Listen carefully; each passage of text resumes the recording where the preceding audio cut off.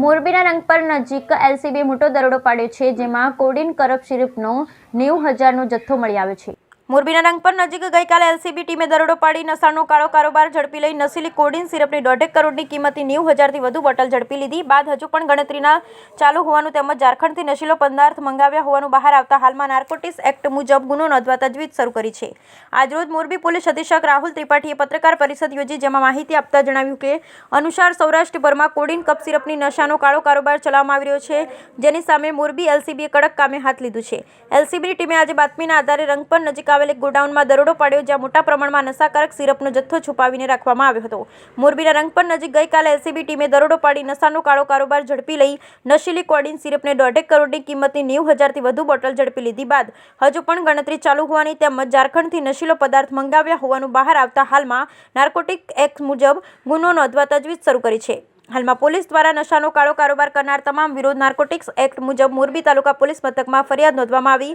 LCB પોલીસે રંગપર નજીક દરોડો પાડી 90,000 બોટલ કોડીન સિરપના જથ્થા સાથે 3 આરોપી જેમાં ગોડાઉન સંચાલક મનીષભાઈ હરિભાઈ ઝાલાવાડિયા, ટ્રક ચાલક સરફરાઝભાઈ રબ્બાનીભાઈ સૈયદ અને ક્લીનર મોહમ્મદ અબ્દુલ કરીમ મોહમ્મદ અબ્દુલ રહેમાનને ઝડપી આજે 14 દિવસના રિમાન્ડની માંગ સાથે રજૂ કરતા કોર્ટે 10 દિવસ રિમાન્ડ મંજૂર કર્યા હતા અને રિમાન્ડ દરમિયાન અન્ય આરોપી ક્યાં અને બીજું કોણ સળવાયેલું છે, સિરપ ક્યાં મોકલવામાં આવી હતી વગેરે અંગે પૂછપરછ કરવામાં આવશે તેમ તપાસનીશ પીએચઆઈ એચ જાડેજાએ જણાવ્યું હતું। બ્યુરો રિપોર્ટ અશોકભાઈ ખરચરિયા, કેમેરામેન મહેશ ખરચરિયા, મોરબી। કાલે મોરબી તાલુકા પોલીસ સ્ટેશનની હદમાં રંગપર ગામે એક ગોડાઉનમાંથી જે કોડીનયુક્ત કફ સિરપના એક મોટો જથ્થો પકડવામાં આવેલા છે। ટોટલ 90,000 જેટલી બોટલો કબજે કરીને અને ગુનો દાખલ કરવામાં આવેલા છે અને આ ગુનાના કામે ટોટલ 3 આરોપીઓની ધરપકડ કરવામાં આવી છે।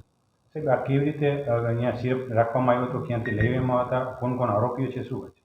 જી, આ જે કફ સિરપ છે એ બેસિકલી કોડીન જે કે નાર્કોટિક્સ ડ્રગની સંજ્ઞામાં આવે છે એ મિક્સ એ સાથેના કફ સિરપ છે અને એ ટ્રકમાં ભરી અને બીજા રાજ્ય એટલે ઝારખંડમાંથી આ તમામ વસ્તુઓ જે છે એ ચોખાની જે બોરીઓ હોય છે એની આડમાં આ બોક્સેસ એમાં ભરીને અને અહીંયા લાવ્યા હતા અને અહીંયા જે ગોડાઉન છે એમાં એની રીપેકિંગ કરીને એ ફરીથી એ માલ કોઈ બીજી જગ્યા મોકલવાના હતા। એ પ્રકારની મોડસ ઓપરેન્ડીથી અને આપણે એલસીબીની ટીમને ચોક્કસ માહિતી મળી હતી કે આ ગોડાઉનમાં એવી કોઈ શંકાસ્પદ વસ્તુઓના એ લોકો ઉતારે છે, એના ઉપરથી રેડ કરીને આ ગુનો દાખલ કરવામાં આવેલો છે। કેટલા આરોપીઓ પકડાયા છે અને આ લોકોએ જે છે ક્યાં ક્યાં માલ મોકલ્યો છે, કેટલા સમયથી આ ધંધો?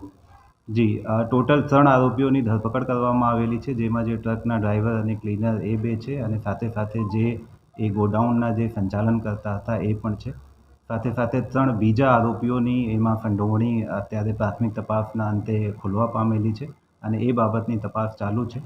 એ ગોડાઉન જે છે એ છેલ્લા 10 માસથી ભાડા ઉપર લેવામાં આવેલા હતા, પરંતુ એ માલ એના પહેલાં ક્યારેક આવ્યા છે કે કેમ અને એને કઈ રીતે ડિસ્પોઝ ઓફ કરવામાં આવેલા છે એ બાબતની તપાસ હાલ ચાલુમાં છે।